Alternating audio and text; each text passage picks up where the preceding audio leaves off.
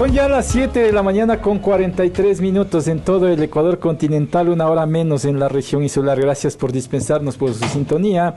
A esta hora recibimos en esta mesa de trabajo a Dani Herrera, analista criminal, a quien le agradecemos por atender esta invitación. Gracias, Dani, por estar en esta mesa de trabajo. Lo hemos invitado para hablar sobre las cárceles en el país y el Sistema Nacional de Rehabilitación Social, mal llamado así para muchos porque difícilmente se rehabilitan los presos en nuestras cárceles. Y quiero empezar preguntándole sobre números y estadísticas. ¿Qué número de población carcelaria finalmente existe en el sistema y cómo están distribuidos? Porque ahora hasta hablamos de hacinamientos. Bienvenido, buenos días, Dani. ¿Cómo está? Muy buenos días. Bueno, le comento que actualmente, de acuerdo al último análisis que se hizo, existen alrededor de 36,000 personas privadas de la libertad. Eso quiere decir que está con un 30% de hacinamiento. Y el problema es que ha venido de forma estructural desde hace mucho tiempo. Recuerde que cuando se crea en el 2010, se hizo específicamente para una población de 18,000 personas. Eso quiere decir que el sistema penitenciario, cuando se creó desde cero, recuerde que fue con la nueva constitución que empezó a crearse, entendemos que fue para 18,000 personas. Sí, ese tiempo se hizo un programa para 15 millones de habitantes, que éramos en ese entonces, y después de eso tenía que haber actualizaciones. Imagínense que en ese entonces había 35 cárceles con una capacidad de 18,000 personas, para que puedan ingresar 18,000 personas. Actualmente seguimos con 36 cárceles, es decir, que ha aumentado uno, que es la cárcel del Encuentro. Ajá. Seguimos con el mismo tanto por ciento de la capacidad, que son las 28,000 personas, que se ha podido solucionar en algo, pero sigue el 30% de hacinamiento. Eso quiere decir que durante ese tiempo, desde el 2010 hasta el 2025, son 15 años que se han olvidado del sistema penitenciario. ¿Y ahora en el sistema se dividen los presos por nivel de peligrosidad o no? Esa es la norma, entiendo. La norma dice que se dividirá por máxima, mediana y mínima seguridad, y de ahí se saca, obviamente, para que las personas vayan de acuerdo al nivel de seguridad que ellos tienen. Pero entendemos que actualmente, como trabaja el SNAI, es que cae una persona detenida y va directamente a la cárcel donde haya un lugar donde ponerle. Más no se hace un trabajo de rehabilitación, de reinserción, donde se tiene que entender hacia dónde puede ir o hacia dónde se puede trabajar directamente con esta persona. Es por eso que hay muchas quejas de organismos de derechos humanos que trabajan directamente con esto que es privados de la libertad, que en este caso ellos miran o verifican que una persona entra por un robo de teléfono celular y va con un asesino o va con un homicida. Se lo mezcla con la población peligrosa. Exacto, se mezcla con cualquiera. Entonces, es el problema que estamos teniendo. De acuerdo a la nueva ley de seguridad que se aprobó, ¿no?, hace menos de un mes, se tiene entendido que el día de hoy las personas que ya tienen sentencia ejecutoriada van a ir ya a un centro de rehabilitación social. Las personas que en este caso son personas que recién están iniciando con el proceso van a ir a otro tipo de cárcel. Eso quiere decir que van a hacer un análisis o van a hacer un trabajo recién ahora. Por el hacinamiento que usted precisa en función de los números, difícilmente se puede aplicar o ejercer un control estricto de régimen disciplinario en el sistema. Al momento yo diría que sí. Sí, ¿por qué? Porque nosotros ahorita tenemos establecido que estamos en hacinamiento. Eso quiere decir que para que se pueda eliminar el hacinamiento hay que construir más cárceles. Lo que ahorita el gobierno del actual presidente lo está creando. Ya tenemos una cárcel que es la cárcel del Encuentro. Obviamente son para 800 privados de la libertad. Ya parece que hay 635 personas en este lugar, pero aún así está faltando cárceles. Eso quiere decir que tienen que construir más cárceles, tienen que comenzar a hacer un análisis técnico, porque actualmente el número de privados de la libertad supera la cantidad que se necesita. Y por ese número se hace difícil o imposible el control en las cárceles, y por eso los amotinamientos de cuando en cuando. Claro, obviamente también hay que tomar en cuenta que el problema no solamente es estructural, sino también es un problema de delincuencia organizada, que ellos han logrado tomar de alguna forma el control de los centros penitenciarios, y eso venimos viviendo desde el 2021, 2022, 2023. El problema que nosotros tenemos es que antes la delincuencia organizada se estaba recién situando aquí en el Ecuador, y eso nosotros incluso nos damos cuenta en lo que es la tasa de los homicidios. Si nosotros regresamos un poquito para atrás, en el año 2010 existían 15, 17 homicidios por cada 100.000 habitantes. Actualmente se está teniendo hasta 50 homicidios por cada 100.000 habitantes, pero de ahí hay que tomar en cuenta algo, que el 91% es solo por la delincuencia organizada. Eso quiere decir que 40 personas de las 50 son netamente dirigidas a lo que es delincuencia organizada. Eso quiere decir que son 10 en este caso por cada 100.000 habitantes que son personas comunes. Obviamente que se da cuenta que el problema estructural aquí es la falta de control, la falta de colaboración. A veces las instituciones no quieren colaborar o se hacen para un lado, no quieren meterse en lo que es el sistema penitenciario, porque a la final, como escuchan personas que están detenidas, presas, personas que cometieron hechos delictivos, no quieren las instituciones conectarse directamente porque les da miedo, por el que dirán, porque etiquetan a las personas. Dani, ahora, y según su análisis y su criterio, ¿qué tan real, qué tan factible es precisamente ya en la realidad poner en marcha ese decreto? Si hablamos precisamente del tema de hacinamiento que usted nombró hace un momento, ¿no habría que construir las cárceles antes de dar ese decreto precisamente?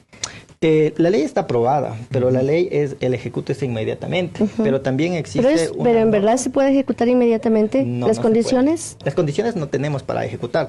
Lo bueno es que existe la ley, ¿sí? Y ahorita, ¿qué se debe hacer? Durante los 36 meses que manda la norma, se debe hacer el trabajo para poder hacer el ejecútese de la ley que está actualmente. Actualmente nosotros tenemos dentro, digamos, de 1, 2, 3 meses, no se lo puede hacer porque hay que capacitar nuevos policías, hay que capacitar a las Fuerzas Armadas, hay que ver cómo va a trabajar el sistema del SNAI, los guías penitenciarios. Entonces, eso es una capacitación que va a conllevar en un trabajo que el Estado debe hacerse cargo. Y desde ahí nosotros vamos a entender qué se puede hacer, porque yo he escuchado muchas personas que se quejan de la ley y dicen es que es imposible, pero ni siquiera la ley está funcionando todavía. Tenemos el papel, tenemos el cronograma, se ve cómo va a trabajarse, pero todavía no se ha instaurado nada. Tenemos recién aprobado lo que es que todas las personas privadas de la libertad obligatoriamente tengan que trabajar, ¿no? Entonces nosotros tenemos que buscar trabajo para 36.000 personas que están privadas de la libertad. Pero no todos pueden acogerse al trabajo, porque ahí también se ha dicho mucho de parte de ciertos técnicos que, por ejemplo, los sentenciados con delitos de lesa humanidad, por decirlo de alguna manera, no serían considerados. La ley dice que todos. La ley dice que todos tienen que hacer para cubrir las necesidades básicas, porque el Estado ya no tiene para poder inclusive un asesino en serie trabajar. Deberían ser todos como dice la ley. Si la ley está escrita, entonces tenemos que ver cómo se les va a hacer cumplir. Ahora el problema es que no creo, o yo desde mi punto de vista no creo que todos quieran trabajar, porque imagínense lo que es una persona que cometió un hecho delictivo como asesinato, sicariato. Obligar a esta persona a trabajar es meterse en problemas, y eso es lo que las autoridades no miran o no ven. ¿Por qué? Porque a la final, ¿quién se hace cargo de que la persona trabaje? Tal vez va a ser una persona que está dentro de la cárcel, tal vez va a ser un analista, tal vez va a ser la persona, yo que sé, un psicólogo o alguien que esté trabajando directamente con el privado de la libertad.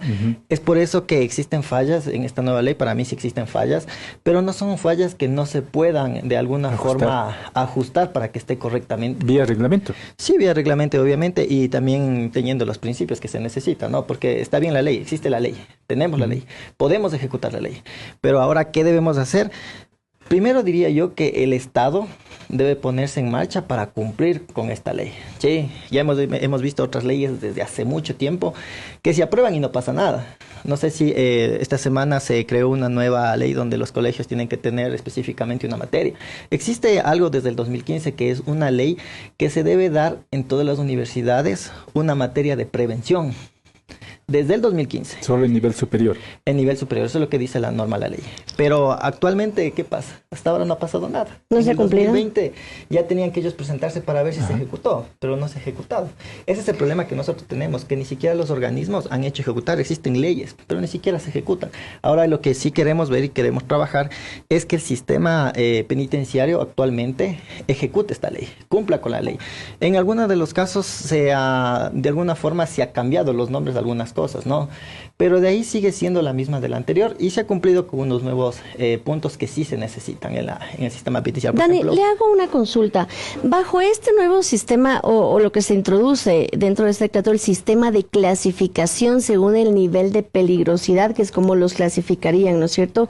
¿No existe también la oportunidad de clasificarlos en esta cárcel? Hablemos de la del encuentro. Van quienes tengan ya una sentencia ejecutoriada, quienes sean de máxima peligrosidad y no necesariamente quien esté en un proceso de juicio, como el alcalde Álvarez, por ejemplo. En este caso hay que tomar en cuenta que dentro de esta misma ley dice, las personas que están recién ingresando con prisión preventiva, que todavía no han tenido sentencia ejecutoriada, irán a centros, en este caso, que son específicamente para eso. Es decir, que todavía no van a estar en centros donde ya tienen sentencias ejecutoriadas las demás personas, es lo que dice la ley. Entonces, con eso, el alcalde Aquiles Álvarez no debería estar allí. Deberíamos ver cómo maneja el gobierno, porque como sabrán, pues el gobierno es quien maneja el sistema penitenciario. Actualmente ya el SNAI no es una función sola, sino de quien depende del Ministerio del Interior. Incluso los guías penitenciarios y todo el eje de control actualmente ya se volvió jerarquizada, y en este caso también le hicieron civil y armada, tal cual como la policía. Es decir, quién es la persona que envía todos los reglamentos, estatutos, quién maneja el SNAI ahorita directamente es el Ministerio del Interior, que es el ministro del Interior. ¿Cabe el argumento del gobierno en el caso de ciertas personas privadas de la libertad en procesos judiciales? ¿Cabe el argumento de que es por seguridad, por ejemplo, trasladarlos a la cárcel del Encuentro por máxima seguridad precisamente? Nos hemos dado cuenta que no solamente en este gobierno, sino en varios gobiernos, el sistema penitenciario ha hecho o se han tomado las atribuciones que el Estado piensa o que el Estado cree. A veces los jueces dicen, ¿sabe qué? Trasládese a la cárcel 4 por tema de seguridad, por otros temas. Y el Estado lo único que sabe decir es que no se le traslade porque no hay lugares asignados ahí, porque están ya al tope, y ellos toman la decisión de trasladarles a otras cárceles. Yo diría que desde cierto punto hay algo de política también dentro de las sentencias que están cumpliendo las personas, o a su vez de los traslados que están haciendo en este caso a las cárceles. Tomemos en cuenta que el gobierno es quien trabaja directamente con el sistema penitenciario. Obviamente justicia es quien sentencia, pero quien hace el trabajo de, en este caso, la rehabilitación, reinserción y el cumplimiento de las sentencias es netamente el SNAI. Y el SNAI está directamente con el Ministerio del Interior, directamente con el gobierno. A propósito de la cárcel del Encuentro, se ha denunciado por parte de abogados de presos que están en procesos judiciales de que tienen un control demasiado estricto, si cabe el término, y que no les permiten visitas, la comida no a tiempo, no les dan medicación, no hay atención de salud, en fin, una serie de cosas, lo que lo diferencia de otras cárceles del país. ¿Cabe esa diferenciación en la del Encuentro? Tomemos en cuenta que cada cárcel se maneja de diferente manera, ¿sí? Todas las cárceles se dirigen de una forma totalmente diferente. Tenemos la cárcel 4, que tiene otra forma también de trabajo, de análisis, de reinserción, de rehabilitación. Cárcel de la Tacunga también tenemos otra forma. La cárcel del Encuentro se ha reducido bastante, digamos así, la forma en la que veíamos un sistema penitenciario, que desde mi punto de vista, para tener el control de una cárcel debería ser así. ¿Por qué? Porque en algunas de las cárceles hay tanta libertad que por eso se han producido los hacinamientos, las masacres carcelarias y otro tipo de delitos dentro de... Pero no debe ser un solo sistema de control a nivel de todo el sistema. Debería ser, pero lo que pasa es que cada cárcel es diferente. Son diferentes formas, son diferentes estructuras y son diferentes cosas. Ninguna cárcel es parecida a ninguna. Solo son... lugares, cárceles donde nosotros tenemos, pero cada uno tiene una diferenciación. Pero ahí no caes en la violentación de derechos. Las reglas de Mandela dicen que en este caso son 122 artículos de las reglas de Mandela, que según lo que se ve es que no se ha violado los derechos. Entonces, lo que nosotros entendemos es que ahorita el gobierno está tratando de tener el control como en su momento se debería tener. Con controles fuertes. Claro, o sea, obviamente el tema es control fuerte, el tema es control estricto, que debería hacerlo, ¿sí? Ahora, ¿cuál es el problema? Que el Estado, ¿sí? 2023, 2022, 2021, ha dejado un libertinaje en el sistema penitenciario. Es por eso que nosotros nos acostumbramos a que los privados de la libertad estén de una forma diferente a la que están el día de hoy. El día de hoy, mucha gente tiene críticas o tiene opciones diferentes para que en este caso las personas estén de una forma que ellos piensan, cuando las normas te dicen otra cosa. El día de hoy, por ejemplo, recién se está aplicando como debería ser. Pero esto en la del Encuentro. En la del Encuentro, sí, obviamente. Que debería replicarse en todo el sistema penitenciario, pero que se torna utópico por, entre otros problemas, la que mencioné en principio de el colapso prácticamente por el número de presos. Digamos, es que aquí hay dos diferenciaciones también. ¿Cuál es el problema o el trabajo que nosotros tenemos casi en la mayoría de cárceles, que es netamente la Tacunga, Guayaquil, el Turi, que son las cárceles grandes? Y es que en este caso están hechos cargos o estaban hechos cargos el SNAI directamente. El encuentro, ¿por qué está funcionando bien o por qué está funcionando de una estructura un poco más cerrada? Es porque quien está hecho cargo es la Policía Nacional del Ecuador con las Fuerzas Armadas. Entonces ellos tienen otra forma de trabajar, otra forma de controlar y otra forma de cumplir los parámetros. Eso demuestra que el SNAI entonces no está preparado. El SNAI en su momento estuvo preparado, pero le faltó que el Estado mismo dé las actualizaciones. O sea, es el problema de que el Estado se ha olvidado del SNAI. Falta, por ejemplo, en el tema de los guías penitenciarios, no se les ha dotado nuevamente de uniformes. Recién el día de hoy, de acuerdo a la nueva ley, reglamentan el uso progresivo de la fuerza dentro de las cárceles. También, por fin, ha trabajado dentro de lo que es que sea armada. Pero no es tarde. Nunca es tarde para poder empezar las cosas en el sistema penitenciario. Ya el tema ya está hecho. Lo que nosotros debemos hacer es, en vez de nosotros ponernos la consideración de apuntar a las cosas, deberíamos buscar soluciones, porque de esto manda la mayoría de cosas. O sea, buscar la solución en el problema que nosotros tenemos actualmente. Y el problema actualmente es que el SNAI no está funcionando de una forma que se necesitaba que funcione. ¿Por qué? Producto casi en su mayoría es del hacinamiento y del control de la delincuencia organizada dentro de las cárceles. Y aquí también se requiere de una persona técnica y con un perfil adecuado para el SNAI. Como yo siempre he dicho, ¿no? Las personas en este caso que estén en el SNAI deberían ser personas que conozcan correctamente cómo se debe trabajar, no solamente el control de las cárceles, sino también la rehabilitación y la reinserción social, porque está bien el control, sí, de alguna forma se puede controlar, pero también se debe rehabilitar y reinsertar a las personas, y eso es lo que dice el SNAI. El SNAI es una garantía de rehabilitar y reinsertar a las personas, no solamente del cumplimiento de las sentencias. Con eso me quedo, Dani, le agradezco por el tiempo, muy amable. Muchas gracias. Dani Herrera, analista criminal, 8 en punto de la mañana, nuestro editorial.